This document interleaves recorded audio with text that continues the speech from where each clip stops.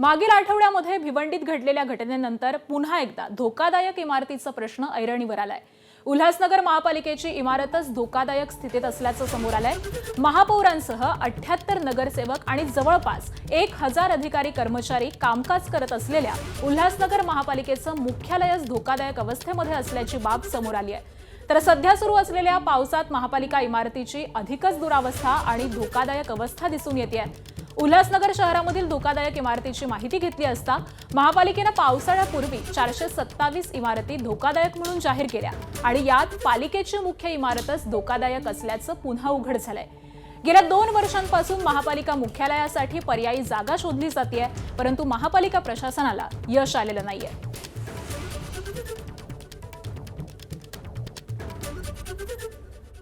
उल्हासनगर महापालिकेची इमारत ही धोकादायक अवस्थेत असल्याची बाब समोर आलेली आहे। भिवंडीमधील घटनेनंतर धोकादायक इमारतीचा प्रश्न हा पुन्हा एकदा ऐरणीवरती आला होता आणि त्यानंतर आपण ही दृश्य पाहू शकता, ज्या ठिकाणी ही उल्हासनगर महापालिकेची इमारत धोकादायक अवस्थेत असल्याचं समोर आलेलं आहे। उल्हासनगरमध्ये अनेक अशा धोकादायक इमारती आहेत ज्याचं स्ट्रक्चरल ऑडिट जे आहे ते देखील झालं होतं महापालिकेचं। यामध्ये प्रामुख्याने जर पाहिलं तर माझ्या हातामध्ये मी आपल्याला दाखवू शकतो की उल्हासनगर महापालिकेची हीच मुख्य इमारत जी आहे त्याचं स्ट्रक्चरल ऑडिट करण्यासाठी जवळपास 18 नोव्हेंबर 2020 मध्ये हे पत्र जे आहे ते देण्यात आलेलं होतं।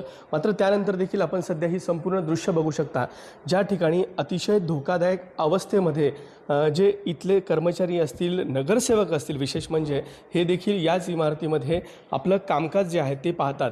परंतु अजूनही ही इमारत धोकादायक अवस्थेत असल्याचं चित्र पाहायला मिळते। सततचा पाऊस आहे आणि या सततच्या पावसामुळे अशा स्वरूपात या इमारतीला गळती लागल्याचं देखील चित्र पाहायला मिळतंय।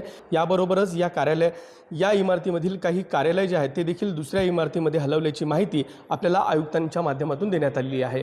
कॅमेरामन प्रमोद जोशीसह विकास माने, ABP माझा, उल्हासनगर।